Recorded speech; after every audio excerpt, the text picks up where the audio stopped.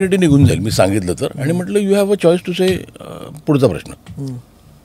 आणि हा प्रश्न मी पहिल्यापासूनच ठरलेला विचारायचा किंवा तो पहिला प्रश्न मी विचारला तो थोडासा कसा आहे तो अतिरेक होता तो की कधी मुंबईमध्ये कधी मराठी माणूस नाहीसा होईल कुठल्या साली. तर त्यांचं चांगलं उत्तर दिलं. पण हे मी एक्सपेक्ट केलं नव्हतं. आउट ऑफ द ब्लू त्यांनी जे केलं ना उत्तर दिलं. माझं कायम असं म्हणणं असतं की आपल्या ते का असं असतं की पॉलिटिक्समध्ये आलं आणि काका पुतण्यांचं हे खूपच हे आहे. History repeats itself right from Mahabharata. तर तो मला प्रश्न विचारायचाच होता आणि it was a pleasant surprise त्याचं उत्तर ऐकून मी.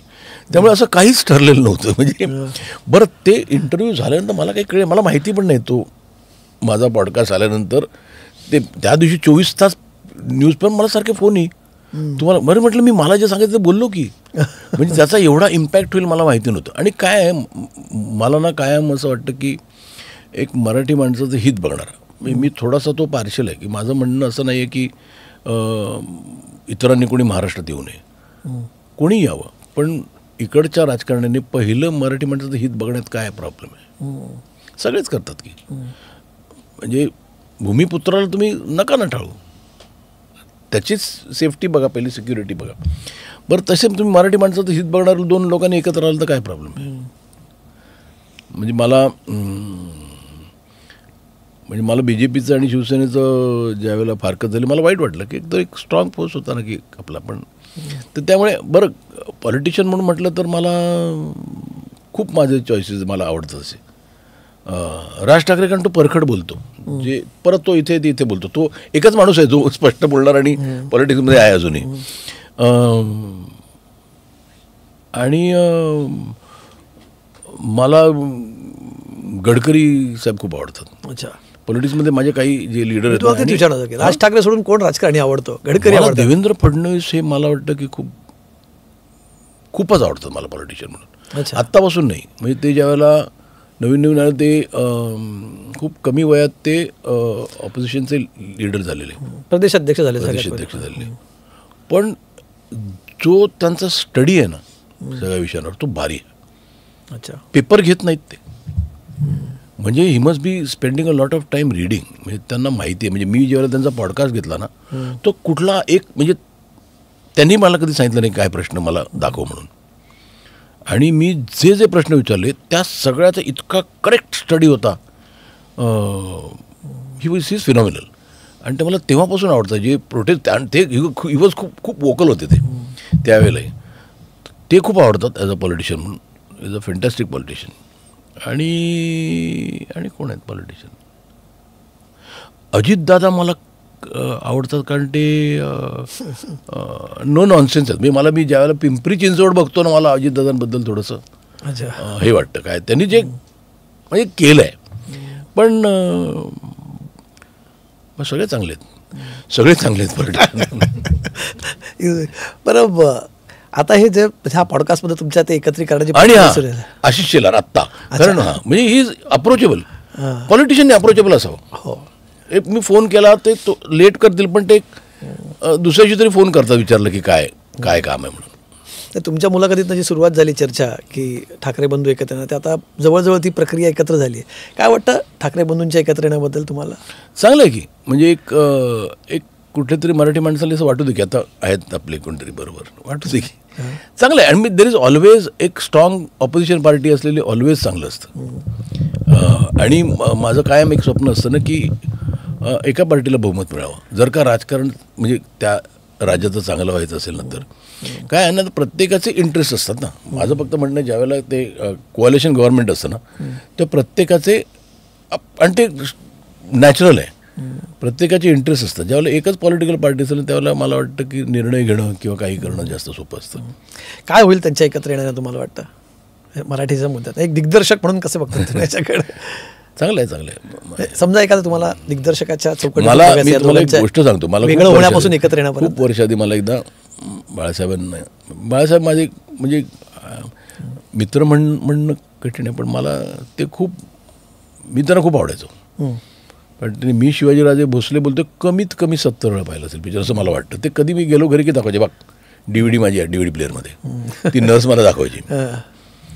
मला एकदा घरी बोलवलं त्यांनी मी रात्री गेलो घरी म्हणून त्यांनी बसवलं मला आणि म्हणाले मला तू शिवसेनेत हवायस. अच्छा. उद्धव पत्रकार. मी घाबरलोच. मी म्हटलं काय तुम्हाला हवायस. आणि काहीतरी त्यावेळेला त्यांची बिक्रोळीला काहीतरी मीटिंग सभा होती, तिकडे तू हवायस मला. आणि बरं मी तिकडे बसलो, माझे पाय लटले. म्हटलं नाही हो, मी राज ठाकरेचा मित्र आहे, राज माझा मित्र आहे, हे मी एकच बोले. मी तिकडून निघालो, बाहेर आलो आणि मला राज ठाकरेचा फोन आला मोबाईलवर. एक पाय बाहेर माथुरच्या. पण काही लोक होती बरोबर, त्याला म्हणतो घेता आलं नाही. पण काही नाही, मी ठरलं माझा राज मित्रच आहे, कसं जाईन मी.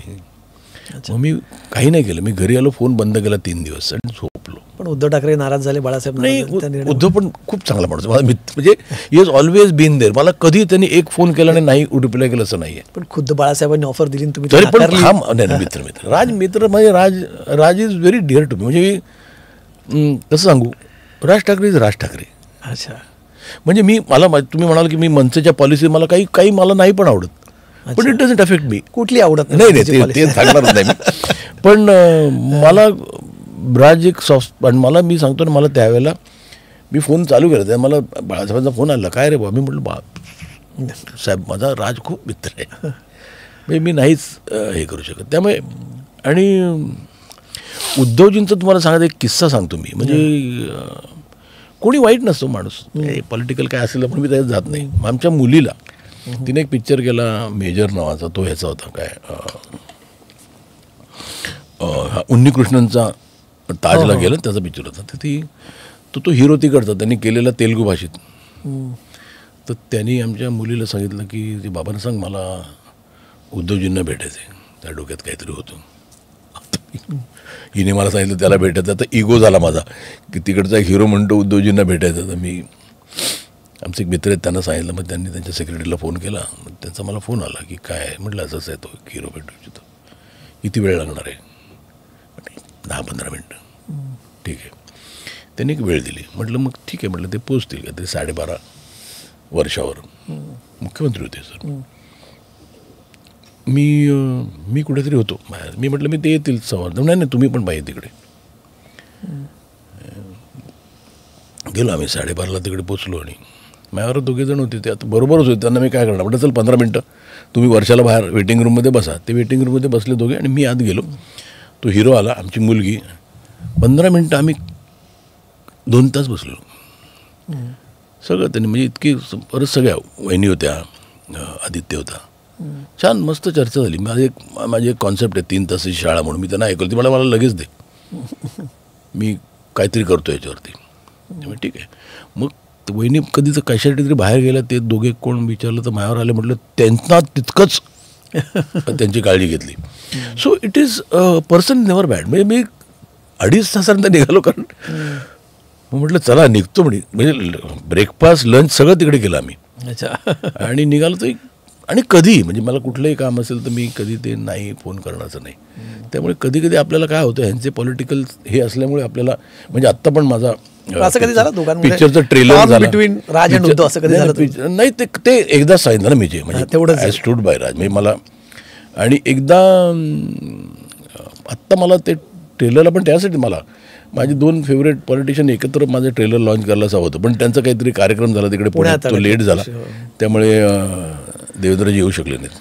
म्हणजे जाता जाता एक प्रश्न शेवटचा, म्हणजे पण बऱ्याच वेळ गप्पा मारतोय, पण शिवाजीराजे भोसले जेव्हा 2009ला आला होता त्याचा एक इम्पॅक्ट बघायला मिळाला. ते पुढच्या होणाऱ्या निवडणूक